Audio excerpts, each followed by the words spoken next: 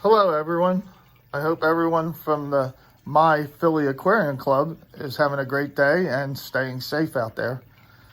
This virus is crazy, canceling everything for our fish stuff. Meetings, conventions, everything's canceled for almost a year, probably, it looks like. So, those of you that don't know about My Fishwife's Fishroom, it was started by myself, Ed Young, and my wife, Marianne Young.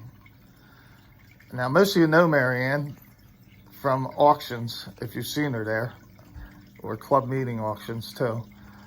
Usually I'm the one bidding, and if I want something, I raise my hand up, and I'm bidding like all the way up until I know it's too much, so I stop.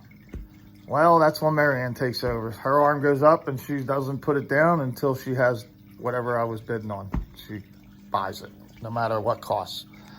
One time, she bid on at the Clash, she bid on a pair of Rusty Wessel's black mollies from his pond. These things were 4, almost 5 inches long. They were huge. I never seen mollies so big.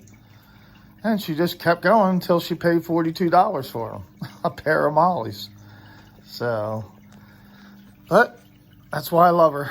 She supports me in the hobby, supports everything I do, always, and just don't get her mad. You'll be fine. She's a great woman. Okay, so for now we're trying to keep it as a hobby, but it looks like we're gonna wait until we see what happens with the virus thing. Whether if we're done by June, I'll probably start building a 12 by 12 shed out back, connect it to my 12 by 12 other shed out there, take the roofs off of the other one and connect everything together and make it a big 12 by 24 fish room. And then I can fit all the extra tanks I have, which will be, I think it's like 85 or 86 fish tanks. Put them out there along with my 275 gallon tote. My big fish tank is gonna have to stay in the fish room where it is because I'm not moving that thing. It's 265 gallons and it is heavy, thick glass. So that's gonna stay out there, and I'll probably make that room into an office for Marianne to work in when she's not at work. Okay, and also, let me see. How else did I start? I started out in the hobby, I guess it was when I was 11 years old. My father bought me a 10-gallon fish tank with a pair of convicts. Well, you know what happens after a pair of convicts. I was able to watch them lay the eggs, keep everybody away in the fish tank. Then I watched her move the ball of eggs around from pit to pit all over the little 10-gallon aquarium and still keep all the other fish up in the corner away from them. And then once they're free swimming, the ball of fry was crazy. I've never seen anything like it because I've never bred fish before except them. And I guess the rest is history after that because I just kept breeding cichlids and getting more tanks. I think we had, I don't know, I had like 7 fish tanks in my bedroom. So it just took off from there. My brother, he went the other route. He's the saltwater nut with the reef tank. I think he had a 90-gallon reef tank at once, or 120. And he's just been breeding Banggai cardinals and all other kinds of stuff. So clownfish.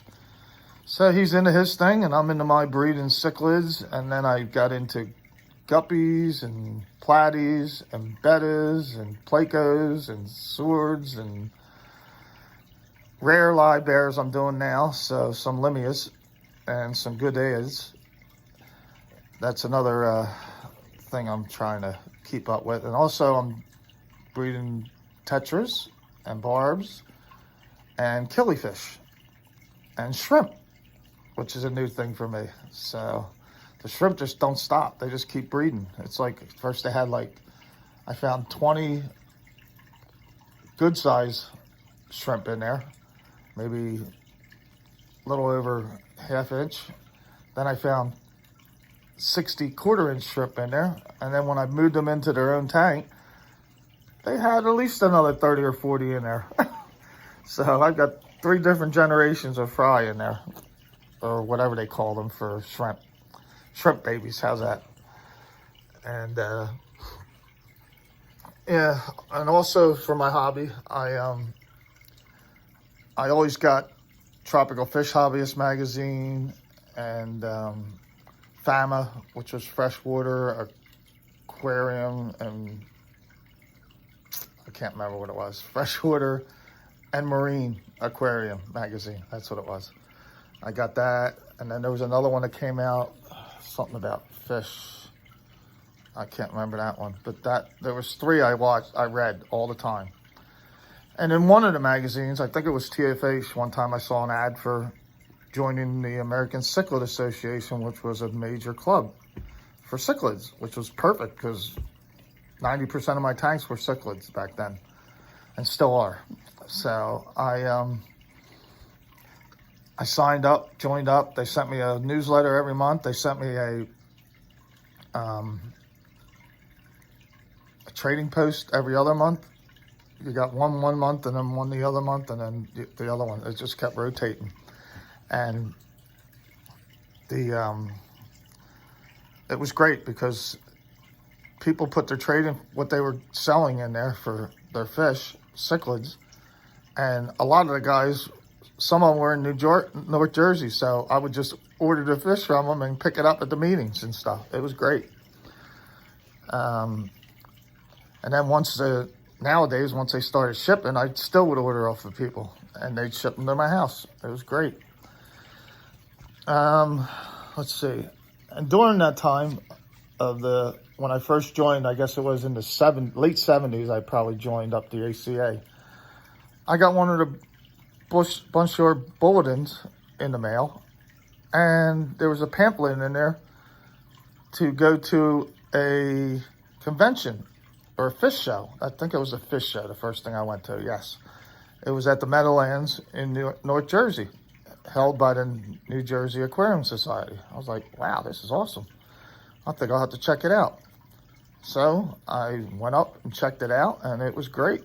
I couldn't believe that they were showing fish, and then there was an auction afterwards, and then there was bags of fish being sold, and I came home with a couple new bags of fish that day. Didn't go hog wild like I do now, but back then, it was great. Just to get the fish that I've seen in magazines, and I could never get them anywhere, you know? And these guys are all breeding them and stuff. So then I was approached by a guy while I was there, and he says, would you like to join North Jersey? I was like, yeah, sure. Where they held the meetings? And then it was like not too far away. I was like, oh man, it's going to be an hour and 10 minutes drive every month. So I did. First meeting was at Jersey City, New Jersey, at the Sewage Authority. That's where Chuck Davis worked. And it was great.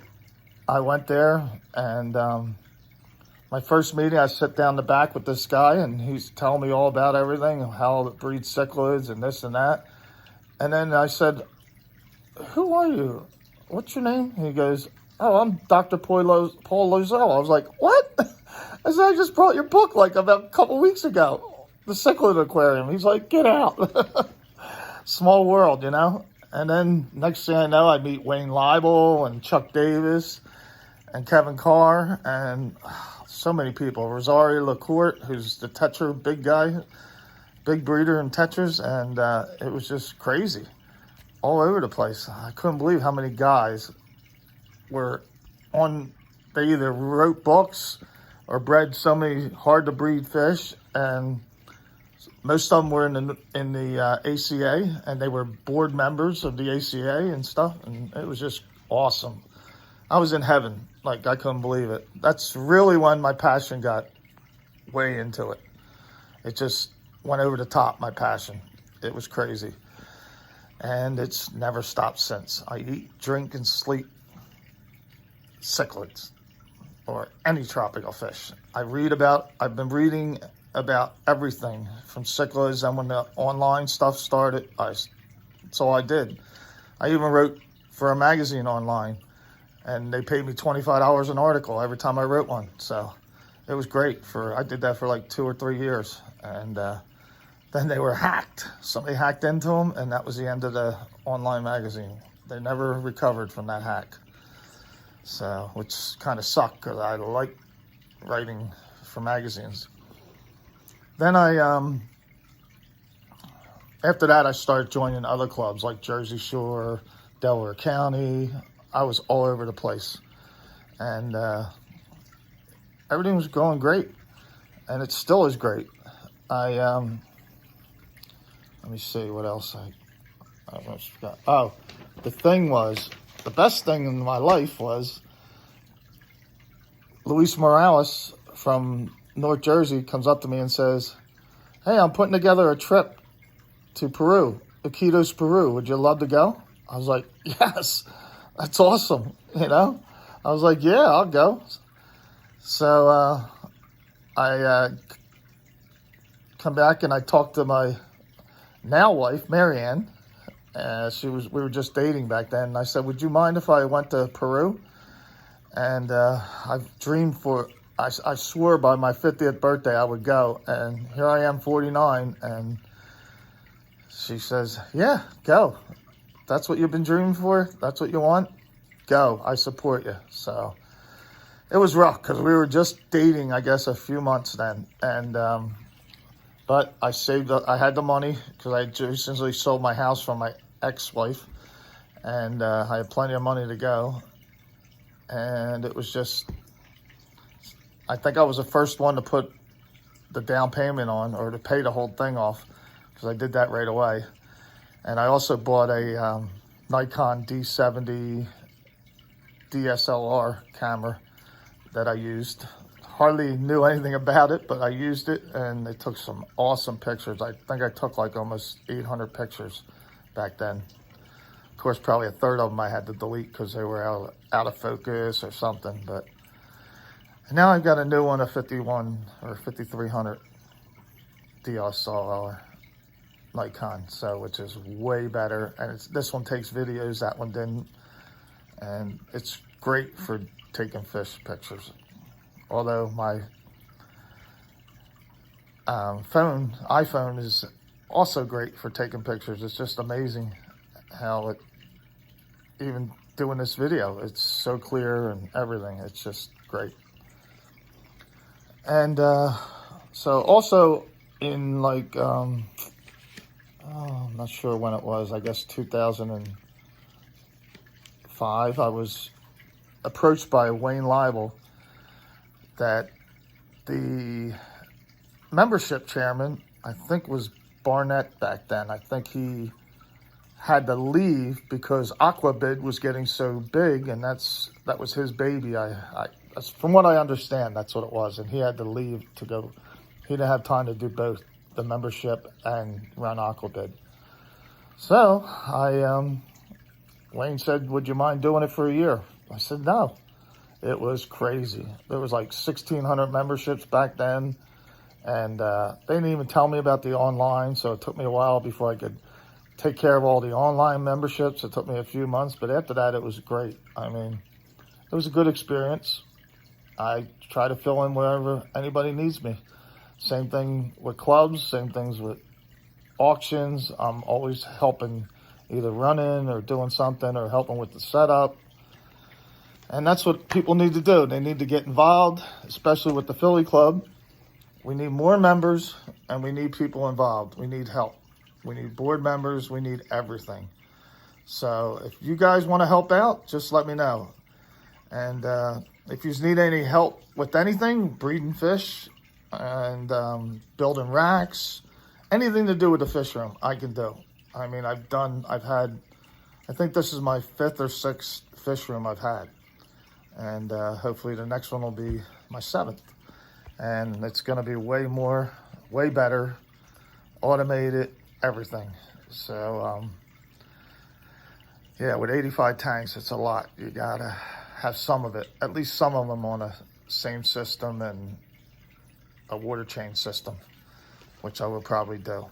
So, although I do like doing the water changes.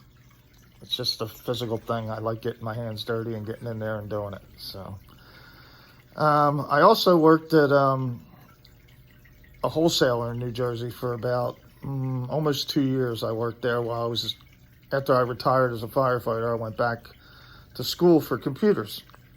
And while I was going to get my computer degree, I took a full-time job after going to school full-time. I was out 16 hours a day, every day. And I worked for a tropical fish wholesaler, and that's where I really learned how to bag fish, how to ship fish out, how to everything. I mean, plus getting fish for wholesale was even better. It was great. And it was a great job for 2 years, but not one you can get rich off of, you know. Whatever he was paying back then, I don't want to say, but it wasn't much. But it was something to do while I was in school, you know. I also, I have a YouTube channel. It's called Ed's Picking Up Cichlids. And Marianne runs the Fishwife's Fishroom YouTube channel. We each have only a couple videos out there, but I intend on really putting out all the videos I've taken. I have a ton of them out there. I just have to put them up there and edit them and get them going. So we're going to start doing that soon. And I've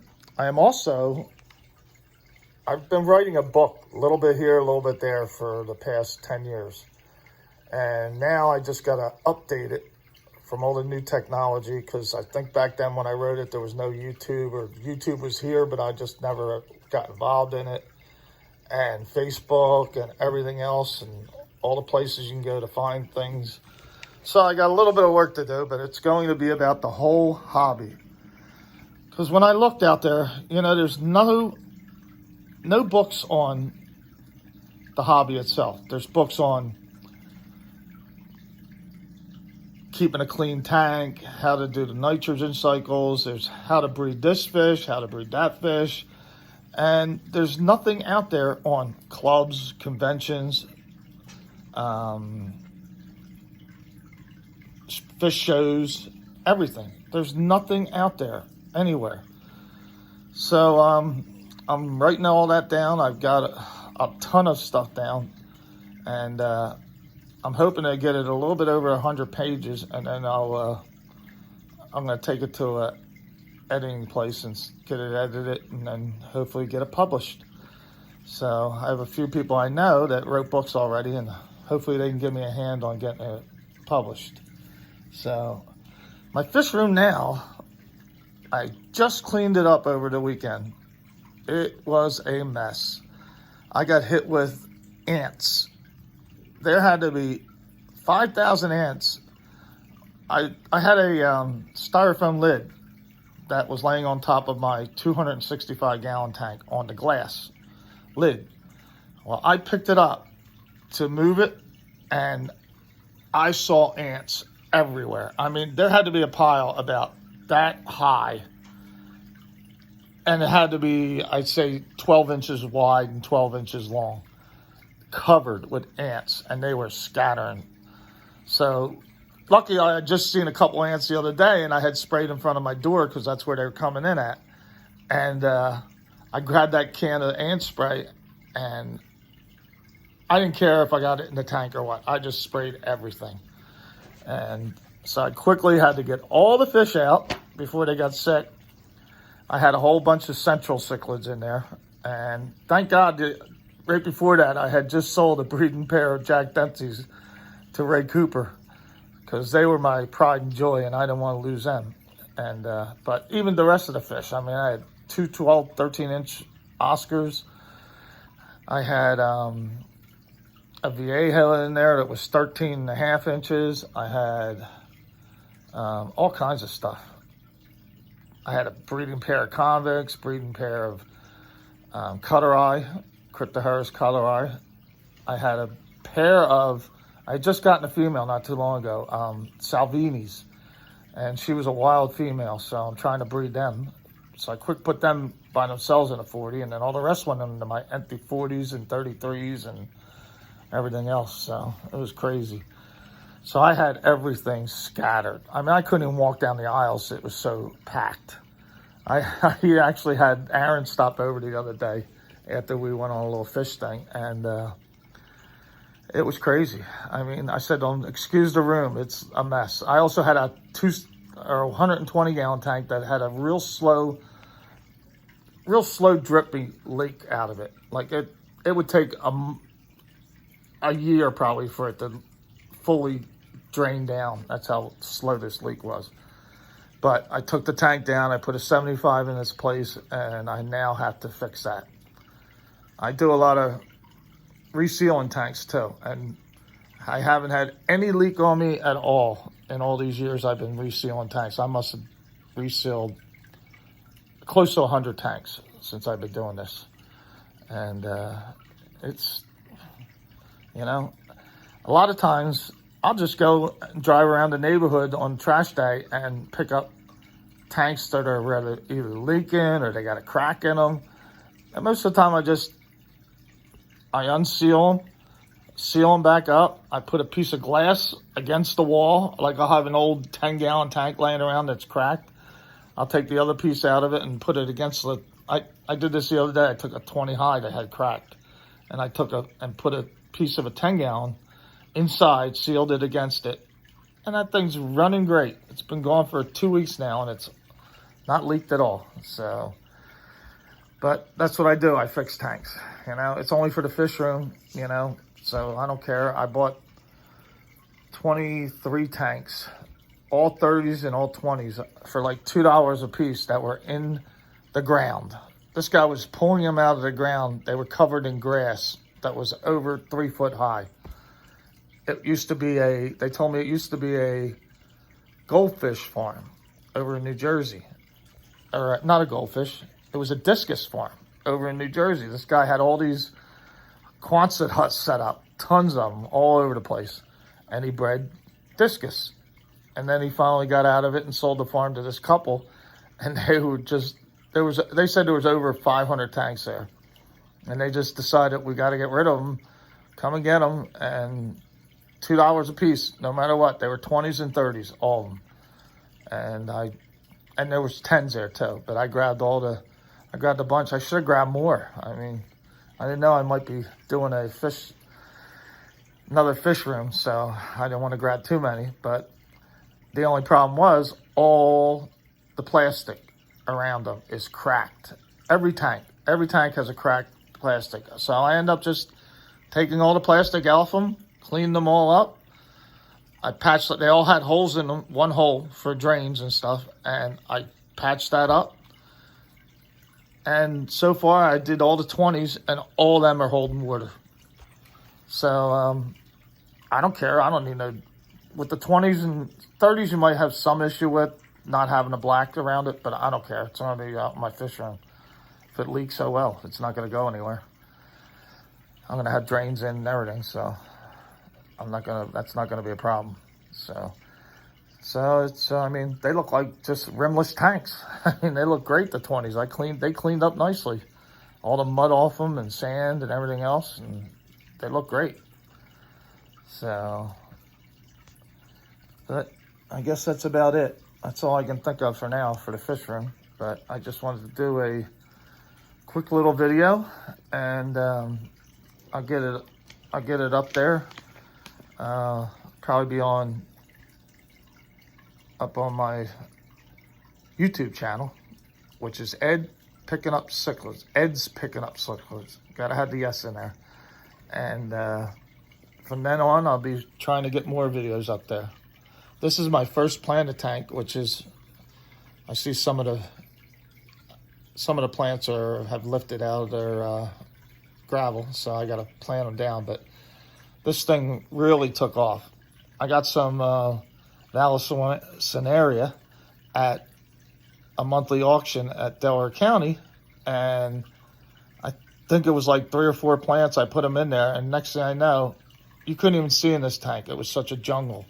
So I ended up pulling all the plants out, all the Vallisneria plants out, all the valves, and I had over 120 plants. So I put some of them back in here, which have now grown even more, and I sold them all. It was great. I had 12 bags of plants, and I stacked them all. There was like 10, 12 plants in each bag. So whoever got them really made out pretty good. So I'm not out to make money. I'm out here to help people spread the fish around. You know, I sold some multis to a guy who really wanted some. So I said, I got about 60 of them. I guess I can part with a dozen. So I sent him 2 adults and a whole bunch of semi-adults and juveniles, and he was so happy with it. I mean, I gave him 13. 1 died on the way, thank God, and the rest is, you know, it's great. He's thanked me so much, you know. I said, well, I can always send 1 out, 1 back, or I think 2 died. Yes, 2 died, because the temperature went down to 27 degrees in Kentucky, and I didn't know that. I should have looked, and I didn't look. But he said it wasn't supposed to go that low. I said, I thought I'd check, but I'll make it up to you. So I took the $6 off that I charged him for the fish and a piece, and he was, you don't have to do that. You gave me 2 adults. The adults are worth $12, $14 a piece. And I said, I don't care. I'm not out to make money, you know. I'm just here to sell fish and enjoy the hobby and help other people enjoy the hobby too. So that's about it for today from Fishwife's Fishroom, Ed and Mary Ann Young.